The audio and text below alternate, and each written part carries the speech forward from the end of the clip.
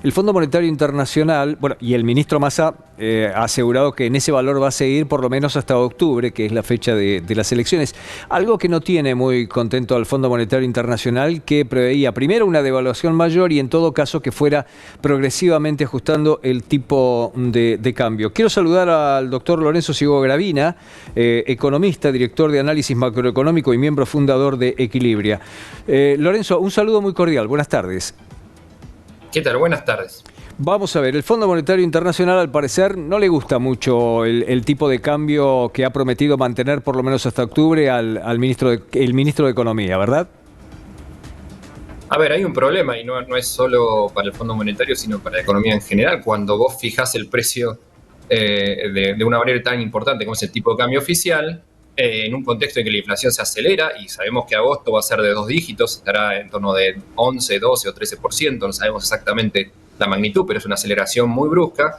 Y probablemente en septiembre también todavía tengamos alrededor del 10%, quizás un poquito más, un poquito menos. Y cuando vos dejás quieto algo y algo sube y el resto de los precios sube tan fuerte, vuelve nuevamente en pocos meses. De hecho, nosotros hemos calculado que para el 22 de octubre probablemente a este ritmo más acelerado que viene corriendo después de la evaluación de la inflación, la mejora del tipo de cambio real se licúe. Esto significa que el salto del tipo de cambio a menos de 290 pesos antes de las PASO a más de 350, se va a ver diluido justamente porque la inflación va a ser lo que se llama el catch-up, va a alcanzar a la mejora del tipo de cambio oficial. Lorenzo, ¿está en condiciones el gobierno de cumplir con la promesa de mantener hasta octubre esto? Y en todo caso, ¿a qué costo, no?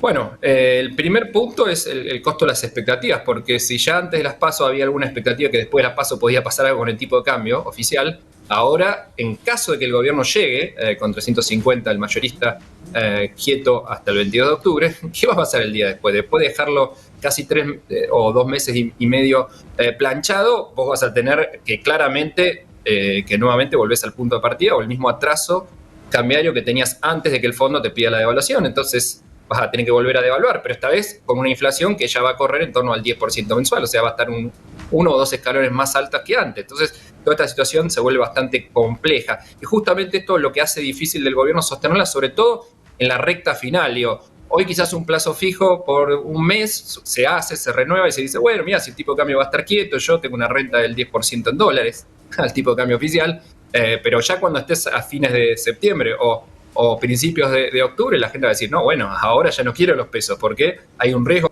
muy si el tipo de cambio está tan fijo que después se descongele. Y justamente cuando vos dejas tanto tiempo un precio congelado, después el ajuste que tenés que hacer es alto.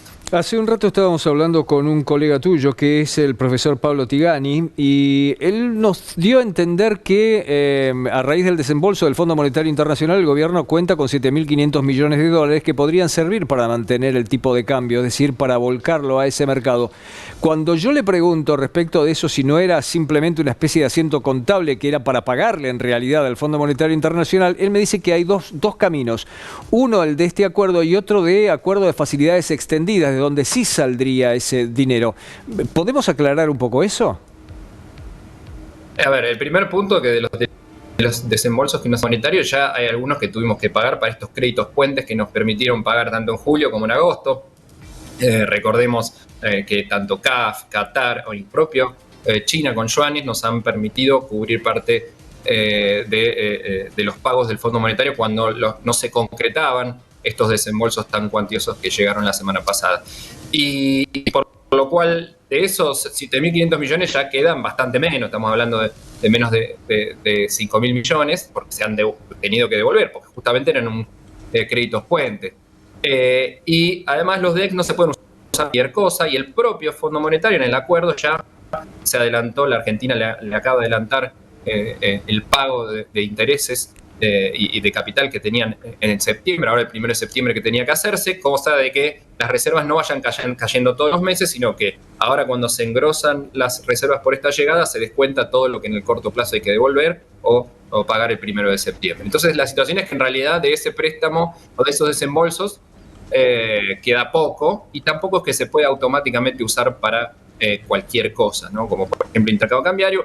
Si bien se puede hacer, tiene que pasar procesos que no son sencillos, con lo cual en última instancia lo que le queda al Banco Central para intercambiar son los dólares, y las reservas en dólares brutas tampoco han crecido tanto por todos los factores que mencionaba. Acaba de firmarse el acuerdo con el Fondo Monetario Internacional y a horas de haberse firmado eso se lanza toda esta cantidad de medidas que apuntan claramente a cuestiones electorales por parte de quien es ministro de Economía y además es candidato del oficialismo. ¿Cómo imaginas el ánimo del Fondo Monetario Internacional que pidió determinadas condiciones, que se acordaron esas condiciones y que ahora se hace todo estos anuncios que no sé si están en línea con lo acordado con el fondo? ¿Vamos hacia otro incumplimiento? A ver, no están acordados, no están en línea se sabía que obviamente que después de realizados los desembolsos, claramente ahora el Fondo Monetario va a hablar con el próximo presidente electo. La próxima revisión ya es en noviembre, probablemente para esa fecha ya se sepa quién ganó, o en primera vuelta o en balotaje si lo hubiese. Con lo cual el fondo sabía que de alguna manera le pidió las cosas que podía al gobierno de Argentina, pero tampoco podía no darle los desembolsos porque si no, no cobraba él. Entonces estaba en una situación muy compleja en la cual no iba a empujar a la Argentina al abismo. Pero claramente no está contento con que el tipo de cambio, porque justamente ellos decían, bueno, tienen atraso cambiario, corríjanlo. El gobierno lo corrige, pero después fija el tipo de cambio oficial en 350 pesos y eso hace que rápidamente con la aceleración de la inflación para las elecciones presidenciales de octubre terminemos con el mismo atraso cambiario que antes de las PASO. Eso no está de acuerdo. Y lo mismo en materia fiscal, digamos, te están diciendo justamente todo lo contrario. Tenés que hacer más esfuerzo, tenés que, a pesar de la caída de los ingresos, de las retenciones por la sequía, etcétera, etcétera, tenés que ir a un déficit primario de menos de 2 puntos del producto y tenés que hacer más esfuerzo, achicar el gasto acá y acá. Y bueno, obviamente después de los desembolsos ya el fondo no tiene mucho más que negociar, creo, con este gobierno, sí con el que viene, y ahí es cuando el gobierno aprovecha y dice, bueno, yo devalué, me diste los desembolsos y ahora hago el gasto fiscal concentrado antes de las elecciones y fijo el tipo de cambio oficial para tratar de moderar un poco la inflación. Pero sí, está claramente en contraposición, pero creo que la alternativa del fondo era no darle los desembolsos a la Argentina y eso hubiese sido peor porque el propio Fondo Monetario se complicaba a sí mismo porque no iban a poder, digamos, darle a la Argentina los desembolsos para que a la Argentina le pague el fondo. Ahora, con 2 dígitos de inflación que está previsto para los próximos meses, ¿esto no se va a licuar estos anuncios no se van a licuar en nada? Bueno, depende sobre todo las sumas fijas ayudan más a los por ejemplo, los salarios de menores, la más baja escala. Ahí sí, estos 60.000 pesos pueden mover un poco el amperímetro, pero claramente es una medida paliativa porque has tenido un fogonazo inflacionario ya en agosto, como te decía, estamos discutiendo si la inflación es 11, 12 o 13%, es un montón, en septiembre otro 10%, digamos, en 2 o 3 meses puedes tener entre 25 o 30% de inflación acumulada, digo. Entonces todos estos anuncios ayudan un poco y a los sectores, a los jubilados que cobran la mínima y a los asalariados privados o públicos formales que cobran los sueldos más básicos porque esa suma fija representa un poquito más de sus ingresos. Pero, insisto, es un paliativo en un contexto que además, una vez que esos sumas fijas se retiren después de las elecciones, si no hacen un aumento fuerte nominal en las paritarias salarios y las jubilaciones, etcétera, van a nuevamente estar muy quedando detrás de la inflación. Lorenzo, para hacer estos anuncios, Sergio Massa ha decidido combinar emisión monetaria más una gran transferencia de recursos de una parte de la sociedad a la otra. Sobre todo creo que en el corto plazo va a tener que digamos, aumentar el gasto, parece un poco más de emisión. Difícil que en este contexto tan complejo y en el cual vos podés tener de nuevo una devaluación después de las elecciones, el financiamiento en pesos sea fluido, por lo cual sí, te diría que principalmente con emisión y de alguna manera las transferencias es con lo que recauda el Estado, después donde gasta, y acá la idea es apuntalar sobre todo los ingresos de los sectores menor poder adquisitivo. Creo que es correcto porque son los que más sufren particularmente la inflación en alimentos, que viene siendo muy dura, pero sí, obviamente hay algún tipo de transferencia de ingresos para reforzar los ingresos de los sectores más de menor poder adquisitivo. O sea que alguien termina pagando todo esto. Y particularmente, bueno, si fuese todo con emisión, por otro lado, la emisión general a la larga, más inflación y el impuesto inflacionario a quienes más afecta también son los de sectores de menor poder adquisitivo, entonces hay una especie de paradoja ahí, pero bueno, la realidad es que la inflación es muy poco, después de las PASO tuvo un fogonazo y eso por lo menos hay que morigerarlo y eso es lo que busca el gobierno, obviamente, en estos 2-3 meses antes de las elecciones. ¿Esto le agrega pólvora a una bomba que la oposición asegura va a recibir después de las elecciones si llega a ganar las mismas? A ver, quizás lo único que puedo decir como herencia que es menos negativo de que sean sumas fijas es que son medidas que no perduran en el tiempo. Es una suma fija y listo. No es que, bueno, aumentamos 15% los planes sociales de acá y para siempre. No es permanente. En ese sentido sí es una suma fija para reforzar los ingresos.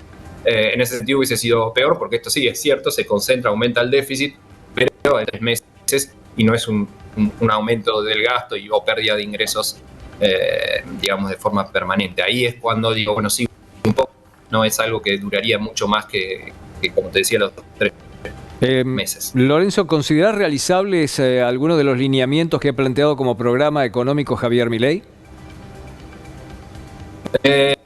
No, la dolarización me parece que cuando vos no tenés reservas o las reservas netas del Banco Central están en terreno negativo, me parece que la dolarización solo se puede hacer un tipo de cambio muy muy alto que implica una mega devaluación. Ya hemos vivido eso, la salida del 2001 y no es nada deseable. Tampoco es necesario recortar todo el gasto, como dice Milei, cerrar centros de investigación, etcétera. Me parece que es una exageración, no estamos tan lejos de alcanzar el equilibrio primario. Bueno, y después obviamente también creo que hay mucho, y esto pasa en campaña, que hay mucho eslogan, hay muchos dichos, bueno, serían por acá, pero después en la práctica hay que ver qué se recibe, qué sí se puede hacer, qué no se puede hacer, qué avala tenés en el Congreso las leyes. No podés mandar a plebiscito automáticamente todas las medidas que vas a hacer.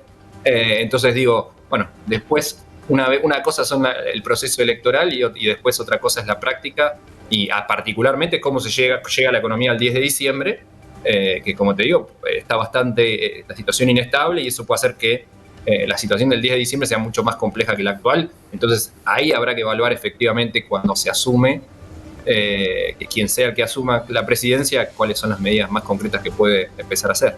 Gracias por el tiempo. Un placer, hasta luego. Un saludo cordial.